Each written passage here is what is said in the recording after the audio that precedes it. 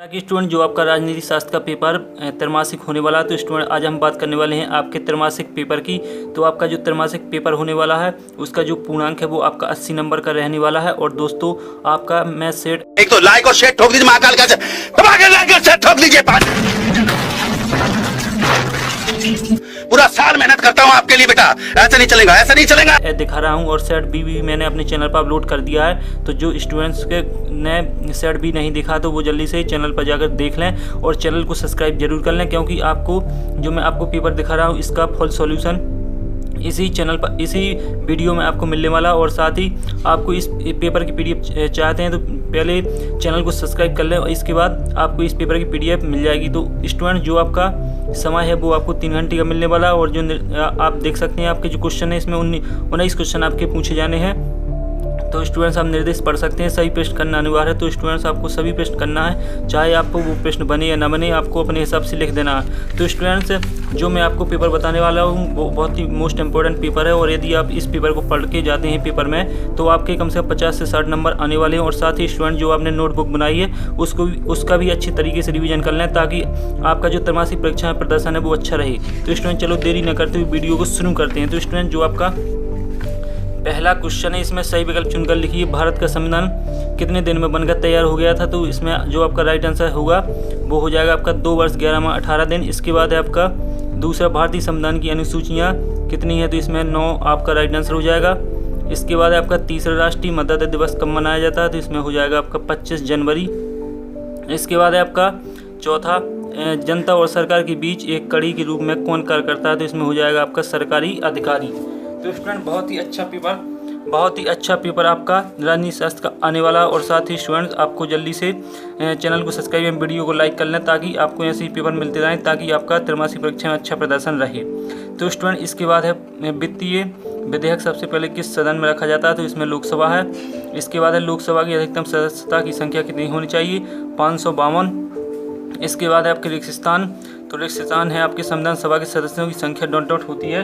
तो स्टूडेंट आपकी इसमें आपका जो राइट आंसर है इसमें हो जाएगा आपका 389। इसके बाद है आपका दूसरा, मतदाता की न्यूनतम आयु कितनी होनी चाहिए। तो स्टूडेंट इसमें 18 वर्ष हो जाएगा। इसके बाद है आपका राजनीतिक दलों को चुनाव चिन्ह कौन प्रदान करता है। तो इसमें हो जाएगा आपका चुनाव आयोग। इसके बाद है राष्ट्रपति राज्यसभा में डॉट सदस्य मनोनीत करता है। तो इसमें हो जाएगा आपका 12। तो स्टूडेंट जल्दी से टाइप कर ले। इसके बाद स्टूडेंट्स हम बात कर लेते हैं अगले क्वेश्चन की। तो इसमें अगला क्वेश्चन से आपका संसदीय व्यवस्था में सरकार डॉट का प्रधान होता है। तो इसमें हो जाएगा आपका प्रधानमंत्री। इसके बाद चुनाव आयोग की स्थापना डॉट सन में हुई थी, तो 25 वर्ष। इसके बाद आपका 7वां नीति निर्देशक डॉट से लिए गए तो आयरलैंड। तो आपके एक खाली स्थान कंप्लीट होते हैं। इसके बाद बात कर लेते हैं हम सही जोड़ी की। तो आपकी जो सही जोड़ी है वो आपकी 6 नंबर की आने वाली है। तो आपका जो पहला क्वेश्चन है नीति निर्देशक तत्व, तो इसका राइट आंसर है आपका आयरलैंड। संविधान सभा के सदस्य, इसका राइट आंसर है आपका 389। और वयस्क मतदाता, इसका राइट आंसर है 18 वर्ष से अधिक। लोकतंत्र, इसका राइट आंसर है भारत। और स्थायी कार्यपालिका, इसका राइट आंसर है आपका नौकरशाही। इसके बाद है आपका 6वां, भारत संसद का गठन, इसका राइट आंसर हो जाएगा आपका स्पीकर। तो स्टूडेंट ये रही आपकी सही जोड़ी। इसके बाद बात कर लेते हैं हम एक शब्द एक वाक्य में, सरकार के कितने अंग होते हैं। तो सरकार के जो अंग होते हैं वो आप स्टूडेंट, और एक चीज़ और मैं आपको बता देता हूँ कि स्टूडेंट्स मेरा जो एक शब्द एक वाक्य है तो उसके भी मैंने आंसर आपको बताने वाला हूँ। तो स्टूडेंट्स आपका इसमें हो जाएगा 3। इसके बाद संविधान क्या है। तो संविधान किसी देश को व्यवस्थित चलाने के लिए नियमों और कानूनों का एक दस्तावेज है। तो ये आपका संविधान की परिभाषा हो गई। इसके बाद है कैबिनेट मिशन कब भारत आया था। तो इसमें हो जाएगा आपका 3 जनवरी 1947। इसके बाद बात कर लेते हैं निर्वाचन आयोग का गठन कब हुआ था। तो इसका राइट आंसर हो जाएगा 5 वर्ष हो जाएगा। इसके बाद जो 6वां है लोकसभा अध्यक्ष का कार्यकाल कितने वर्ष का होता है। सॉरी स्टूडेंट, स्थायी कार्यपालिका किसे कहते हैं इसका मुझे आंसर पता नहीं है। आपका जो लोकसभा अध्यक्ष का कार्यकाल है इसका आंसर है आपका 5 वर्ष। और भारत का संविधान सभा लोकतांत्रिक था। तो इसके स्टूडेंट मुझे आंसर पता नहीं है, आप खुद देख लेना। जितना सॉल्यूशन मुझे पता था मैंने आपको बता दिया है। इसके बाद कार्यपालिका नीति निर्माण में कोई भाग नहीं लेता है। तो स्टूडेंट्स ये रही आपके 7 तो 7 भी रह गए हैं आपकी स्टूडेंट। 5वां क्वेश्चन है सही और गलत बताइए, 6 नंबर में है। तो भारत का संविधान सभा लोकतांत्रिक था। इसके बाद लोकतंत्र में चुनाव आवश्यक नहीं है, तो यह सत्य होगा आपका। पहले का मुझे पता नहीं है, ये आप देख लेना।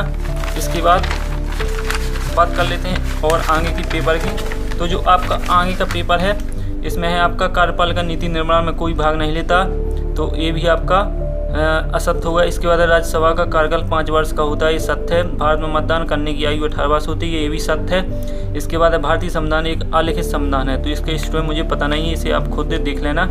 इसके बाद है आपके अति लघु उत्तरीय प्रश्न। तो जो आपके अति लघु उत्तरीय प्रश्न है वो काफ़ी इंपॉर्टेंट है। संविधान सभा के कोई 2 सदस्यों के नाम लिखिए। 2 नंबर में क्रिप्स मिशन कब भारत आया था, तो इसमें आपको क्रिप्स मिशन के बारे में लिख देना। 2 नंबर आपके फाइनली हो जाएंगे। 7वां चुनाव लड़ने के लिए क्या क्या योग्यता होनी चाहिए। इसका अथवा 7वीं वयस्क के मताधिकार क्या है। भारतीय संविधान किन किन देशों से लिया गया है। 8वां कार्यपालिका किसे कहते हैं। 9वां है सरकार नौकरशाही क्या है। संसद के 2 काल लिखिए। 10वां संसद में शून्यकाल क्या होता है। निजी विधेयक किसे कहते हैं। 11वां मंत्रिपरिषद के सदस्य की संख्या कितनी प्रतिशत से अधिक ना हो, अथवा इसका मंत्रिपरिषद का प्रधान कौन होता है। 12वां अनुपातिक प्रतिनिधित्व प्रणाली क्या है। तो स्टूडेंट्स आपका बहुत ही अच्छे मोस्ट इंपॉर्टेंट पेपर क्वेश्चन इसमें टाइप किए गए हैं, तो जल्दी से चैनल को सब्सक्राइब एंड वीडियो को लाइक कर दें। तो लोकसभा और विधानसभा के लिए क्या क्या योग्यता होनी चाहिए। 13वां है आपका कठोर संविधान के गुण बताइए 2 नंबर में। इसके बाद इसका अथवा राजस्व दल के 3 काल लिखिए। इसके बाद है आपका कैबिनेट मिशन का कैबिनेट मिशन योजना क्या है। एक संक्रमणीय मत प्रणाली क्या है। इसके बाद 15वां कार्यपालिका कितने प्रकार होते हैं, इसका अथवा देख लें। राजनीतिक कार्यपालिका किसे कहते हैं। 16वां है आपका भारतीय संविधान की 3 विशेषताएं लिखिए। शब्द सीमा भारतीय संविधान एक उदार का थैला है। पक्ष और विपक्ष में अपनी तर्क बताइए। 7वां पृथक निर्वाचन मंडल और आरक्षित चुनाव क्षेत्र में क्या अंतर है। समानुपाती प्रतिनिधित्व प्रणाली क्या है। 18वां राज्यसभा के चुनाव को समानुपाती प्रतिनिधित्व की प्रणाली को समझाइए।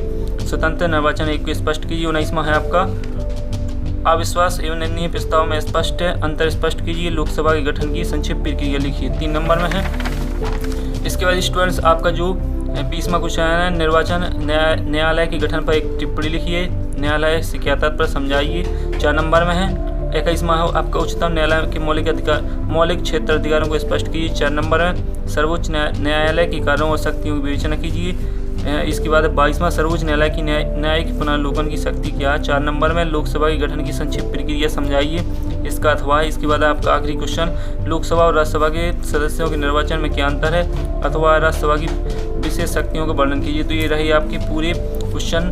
तो जल्दी से स्टूडेंट्स इसका स्क्रीनशॉट ले लें ताकि आपको इस पेपर का पूरा PDF प्राप्त हो जाए, और मैंने PDF डिस्क्रिप्शन में डाल ही दिया है। तो स्टूडेंट जल्दी से इस पेपर को देख लें और अच्छे तरीके से पढ़ लें ताकि आपका जो त्रैमासिक पेपर राजनीति का होने वाला है उसमें अच्छे मार्क्स आ सकें। तो स्टूडेंट जल्दी से देख लें, और मैंने इसका सॉल्यूशन भी आपको प्रोवाइड करा दिया है। तो स्टूडेंट जल्दी से वीडियो को लाइक एंड चैनल को सब्सक्राइब कर लें। तो अगले वीडियो में फिर मिलते हैं, तब तक के लिए आप सभी को जय हिंद।